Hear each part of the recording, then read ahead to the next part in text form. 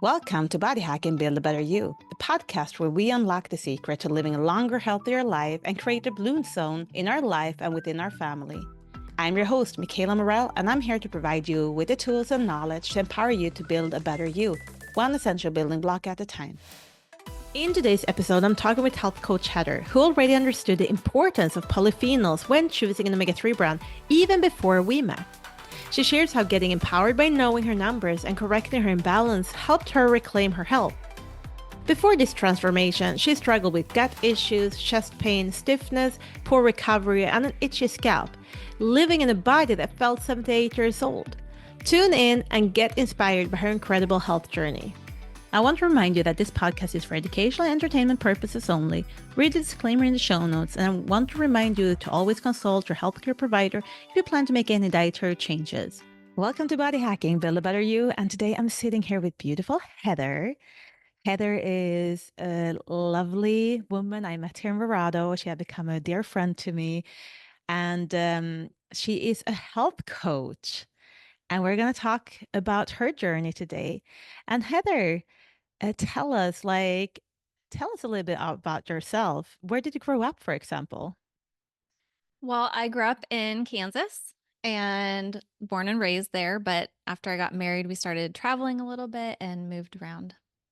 And hence I came to Arizona and met you. Lovely. And you're a mom of twins, and you also have two other kids, so four kids in total.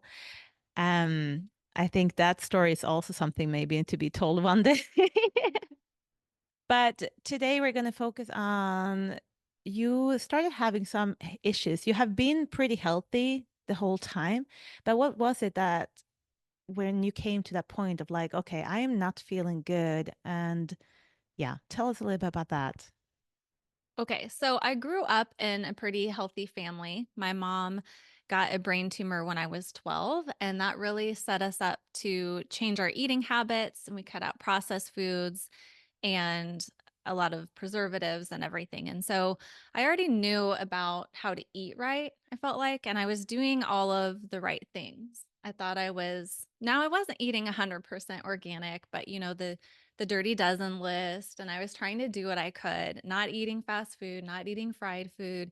And after the pandemic hit, I noticed that I just was not feeling well. I had a hard time recovering, and I was starting to feel just really achy and tired all the time. And when I would work out, I was feeling like it was so hard to recover. Prior to getting sick at the pandemic, I had a great workout routine. I was really pushing myself, the fittest I've ever been. And I felt like all of that just came crashing down, and I couldn't attain that level of fitness anymore. And like I would after workout, I couldn't even complete a workout that before I could. And the pain that I would have afterwards from inflammation and recovery was really extensive. It was taking me 45 minutes to get out of bed because I was so sore and so stiff. And I would have to roll out of bed and stretch on the floor for 45 minutes before I could go wake my kids up and get on with my day because I just couldn't move. Okay, hold on, hold on. So you have to share with the community, people that are watching YouTube, they can obviously see that you look very young. So when did it start? How old were you when this started, where you had to like use 45 minutes in the morning to just do stretches to get out of bed? Yeah, 36. So, and I was feeling like an old lady. I felt like I was 78. And I thought, what is happening to me? Because I am way too young for this. What is going on? I was actually on the verge of going to see a rheumatologist because I thought I must have some autoimmune. I must have something going on because this is not normal. At the same time, I got diagnosed with costochondritis, which is inflammation in your chest wall. So anytime you have something that ends in itis, it means inflammation. So right there, I knew, yep, definitely have inflammation going on. I kind of already knew, but then getting diagnosed with that, which by the way, costochondritis is not very well known, but it is super painful. It's not fun at all. And you kind of feel like maybe you're having a heart attack because you can't breathe and you have so much pain in your chest. So I was living with that for several months. They prescribed steroids, but I knew I didn't want to just live on steroids forever or even ibuprofen forever. So I knew I had to come up with another way. And I'm always the person who has to look at the root cause. I want to fix things from the root. I do not want just a band aid, which is what I felt like a steroid would do. So I started looking for solutions and I started to kind of do my own research. And yeah, I guess you could say self diagnose a little bit. But I told myself that I was going to give it a year, self research and finding solutions for myself before I went to a rheumatologist. So I want to back up a little bit because a lot of people may not understand how it is to live with this chest pain and not be able to breathe. I know that you told me one time a story about you sitting and driving your kids to school, and you were sitting in your car, and you struggled with just having the belt on. And tell us that story of, yeah. Okay. Well, there's probably several stories. The one I'll share with you was I was actually driving back from the airport. And if you think about it, when you're driving, your hands are up. And when you're driving with your hands up, it restricts your chest cavity a little bit. Things become tighter and more closed in. So when you have a condition like that, the pain gets worse the more that you're restricting the movement. And so I had about a 2-hour drive from the airport home and I couldn't make it. I was panicking so bad because my chest hurt and I couldn't breathe. And I ended up pulling over and I called the doctor's office, which of course they thought I was having a heart attack. And I'm thinking, I know I'm not having a heart attack because I'm way too healthy. I don't have any of the signs for a heart attack, I didn't think, but it definitely was also inducing an anxiety attack because the chest pain and the not being able to breathe, because it wasn't just costochondritis isn't just pain, it does hurt to breathe and you can't get a full breath because you have all this inflammation and tightness going on. So that just compounded the anxiety. So I think I was having an anxiety attack, but I sat there probably for over an hour in some parking lot before I could get well enough to go home. And the doctor was urging me to go into the ER, which I'm such a bad patient. I did not do. I just prayed and decided, okay, I've got to get calmed down and drive home.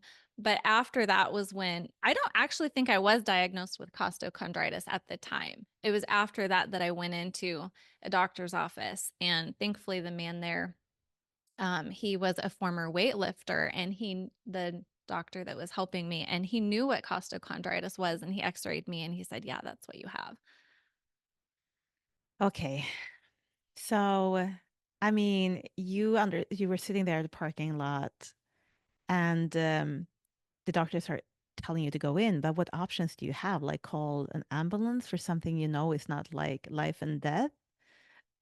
I mean, you had that feeling that it was not life and death, but it's something that you could endure and then eventually drive back home, but then sit there for a full hour to just be able to keep on driving.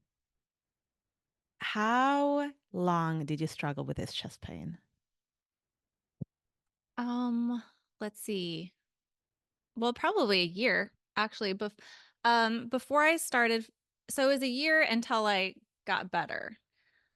But during that time, I had found some solutions that were helping me. And then when I started implementing certain things into my diet and my lifestyle, is when it probably took about 7 months from that point to wake up one day and realize, hey, I don't have any pain at all. And tell us a little bit about the journey of what you have tried. What is it that you have tried before, and what was working and what was not working? Was some helping out a little bit? And then suddenly, like, what was the big thing that actually helped you the most?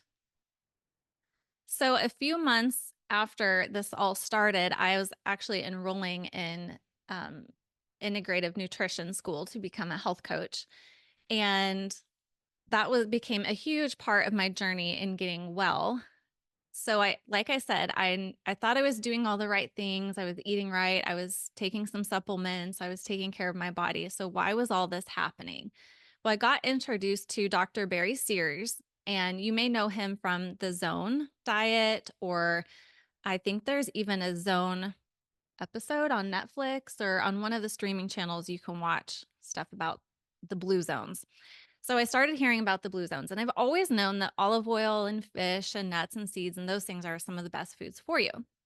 But what Dr. Berry started talking about was the power, the healing power in omega 3s, and how you can actually turn back disease by having the right amount of omega 3 and the right types of omega 3 in your body.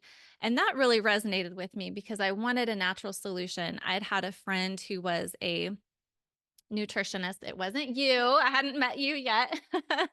um, but she was from Europe as well. And she would tell me about omega 3 and how good it is for you. But it tastes so fishy. And I just can't. I like fish, but fish oil doesn't taste like eating fresh fish. Fish oil tastes like eating rancid fish. Dead fish. Yes, it's so gross. And I had tried to give it to my son prior. He was having some gut things and some constipation. And so I tried giving it fish oil to him back in the day, and he would not take it. It was awful. And everything I do for myself, I'm also doing for my family. So I know that if I'm going to find solutions for myself, it's going to help my kids and my husband. And so this whole time I'm looking for what can I do for my whole family, because we're all going to benefit from this. And I guess that started my journey of knowing that, okay, I think I need some omega 3. But Dr. Sears talked about how high of quality they need to be, how potent they need to be, how pure they need to be, and what large quantities or dosage you need to have in order to turn back disease. So I knew right then that, okay, the omega 3 at the health food store, the grocery store isn't going to cut it. It's not going to actually turn back disease, because I decided at this point, if I had an itis condition, it probably was related to autoimmune or something along those lines that was creating, it was just my body's response. Might have been brought on by the sickness of COVID-19, maybe not, but either way my body was having a hard time with recovery, whether it be recovery from fitness, recovery from illness. And the way my body was responding was creating an inflammatory response. So I needed to find a way to shut that down. So that is something we can see often, that a lot of people that struggle with COVID, for example, they have a lot of more inflammation in their body after they had COVID versus prior. And one of the answers I've been able to find doing some research on this is that they are able to see that a lot of people that had struggled with COVID, they have a lot of more senescent cells. So they're the normal term for everyday people are zombie cells. And those zombie cells, they are cells that are not giving the signals of killing themselves, because that is usually what's happening when we are having a cell that is regenerated, is that the cell is supposed to, when the life cycle is done with the cell, they're supposed to kill themselves. But the zombie cells, they're not sending out that signal. They're just staying a zombie cell in our body, and they're never leaving us, and they're creating a lot of inflammation because they're sending out signals. Instead of kill me, they're sending out signals, help me, help me, help me. So inflammation goes there and is creating, because inflammation is actually part of the healing process. But when it's just too much, it's just create low grade chronic inflammation. So a lot of people had a significant amount of new zombie cells that we have never seen really before. So I think that is the biggest reason why a lot of people are struggling with long time COVID after they had it. And it's a real thing. It's a real thing with senescent cells and inflammation. And I just wanted to highlight that if you're out there and you're struggling with symptoms after COVID, it can be that you have a bigger amount of senescent cells and that we need to target that. Anyway, so back to your story. You have then been struggling with that, and you had started researching, and through your education that you were now going through. First of all, I'm curious, what inspired you to want to become a health coach? I just like helping people, and I like health. And so I put the two together. It's that simple. I had a friend though who had gone back to school to be a health coach and about 4 years before me. And I thought, "Oh, I think that might be something I want to do someday." So I just felt like the right time. Yeah, and I know that through our conversations too, we have talked a lot about what is it that we might want to prevent because it's in our DNA. And I know that you also have like a story behind you that might have contributed to that inspiration of wanting to learn more and be better. Do you want to share? Sure. So there is a lot of cancer, breast cancer in my family, and they've all been tested, and it's not the genetic form. However, it still exists in a lot of the women in my family. And I know it's not something to fear or to let rule my life. But I also knew I wanted to set my body up for success in whatever way I had control over, in whatever way I could do that. And also thinking of my daughters. I have 2 daughters, and so what can I do that could also help them and help their body? Because I do know our bodies are supposed to be able to kill cancer cells. Cancer cells are just abnormal cells that are functioning crazy. They're like having too much fun at the slumber party and they can't calm down. Sounds like someone else. That's good. And so they just have to, you got to make sure your other cells are healthy so that they can tell the cancer cells, hey, you're overreacting here. And if there was a way that I could do that for myself, then I want to be able to do that. My mom was super, super healthy, the healthiest person I know. And she's like, if no one is supposed to get cancer, it shouldn't have been her, right? Because she was so healthy and took such good care of herself. But she still got cancer and she still died from it. And I know no one is immune. And no matter what you do, there are things that are outside of our control. And at the end of the day, really our outcome isn't up to us. But yet at the same time, we have choices that we can make. And those choices add up to things over time. So if I can make good choices and I can support my body, then I want to do that. I don't want to look back and say, oh, I knew this was good for me, but I didn't do it. Yes, we all have choices. And that is something I also like want to just touch a little bit on because a lot of people may not think that what we're doing is that big of a deal. And of course it is. Like, I was just remembering one thing that when I was growing up, I had this friend that thought that like if I'm gonna she wanted to find a husband. If I'm gonna get married, God will show me that. Like he will present the person. But then if you don't go outside of your house and you don't interact with people, it's gonna be hard to for someone to just come and knock on your door. So we have to put in the effort to reach our goals basically. And if our goal is a healthy body, we can just not sit inside. We need to walk.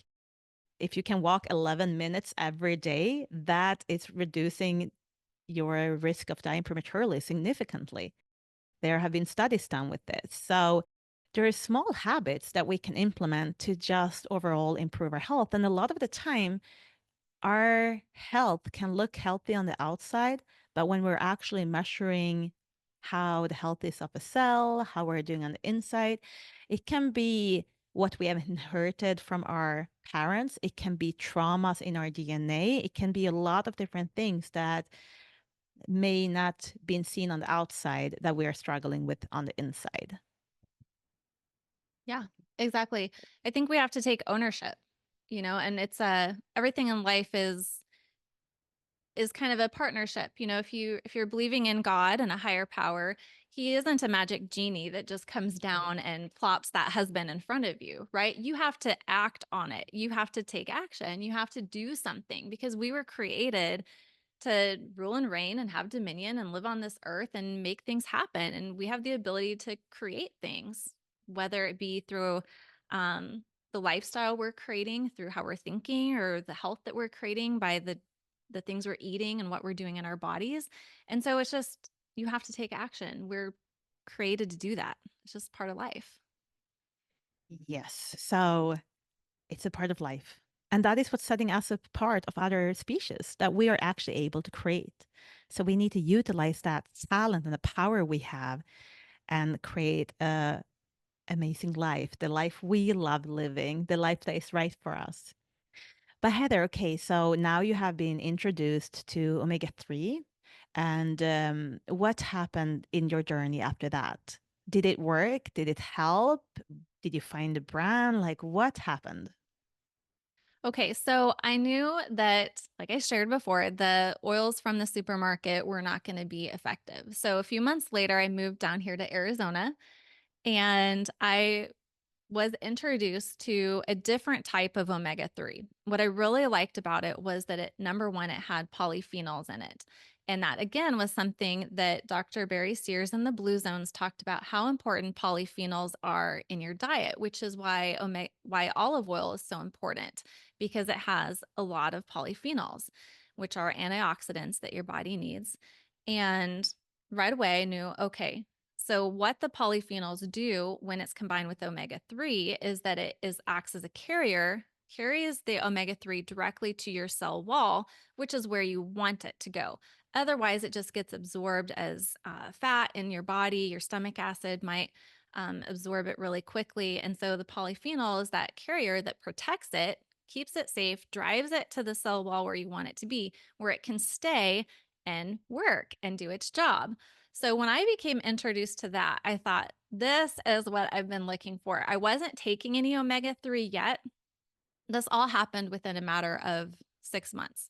So, yeah, I wasn't taking any omega 3 because I was still in the research process. I was still learning. I knew I needed some type of fish oil or something, but I didn't know what it was going to be yet. And I knew I probably also needed better multivitamins, wasn't sure what that was going to be. My gut health, I've always struggled with that just because I tend to be an anxious person. People always say, "Oh, you're so calm and you're so peaceful," but I just internalize it all. And that affects my gut health. And I know this about myself. And I've been that way since I was a little girl. So I always have to take extra care of my gut health. And so I knew that wasn't super great, but kind of it was working well enough. And, anyways, when I got introduced to an omega 3 that contained polyphenols, I also was introduced to some wonderful, wonderful multivitamins that are bioavailable in your body, very quickly absorbed, full of all the minerals that you need. And most vitamins, we just pee them out. And this girl, she's very passionate, as you can see, because she have now gone through like she's a health coach and she reads up on a lot of vitamins and minerals and checking quality and so on. So you can see and you can feel her how excited she is about having found something that seemed to be good. And what's happened? So I know that we did some blood work. Do you care to share your blood work? Sure. So I learned a lot about omega 3 that I didn't know before. And so I learned that you need to check your omega 3 index to find out how much omega 3 you have in your cells. You need it to be above 8%. 12% is ideal or higher. Is it high? Is it possible to be higher? 10 to 12% is what is recommended as like being optimal levels. Okay. There is not enough of data and research to show what above 12% would do to our body. So we can't really say if it's positive or negative. I'm just having my guesses, but we're sticking with 10 to 12% is the optimal levels. Okay. So I learned that there's optimal levels. And then I learned that you want to have a balanced ratio between omega 3s and omega 6s. And that's an indicator of how much inflammation you have going on in your body. I learned how important EPA and DHA is for your brain and all these things. And so when I found out that you could actually measure, I decided I wanted to know where I was so I could see how I improved as I went along. So I took a blood test and I could see my ratio of omega 6 to omega 3 was 24.5 to 1. You want it to be 1 to 1 or below 4 to 1, but 1 to 1 is ideal for DNA. And you guys who don't know Heather right now, like when I first met Heather, I was so impressed because she was a mom of four. She had been homeschooling them for many, many years. And she was making all of her food basically from scratch. She is a baker. She's like a great cook. And she was already like into the angle of like trying to stay as gluten free as possible and so on, because she have kids with a lot of different needs from a dietitian perspective. So you can look like Heather. She was doing a great job in trying to stay as healthy as possible, eating as healthy as possible, cooking from scratch, spending the time to source the food. She bought her groceries from local farms over here, and she ordered boxes with locally grown veggies and so on. So everything she was doing should have been enough if you are looking at it from what it used to be.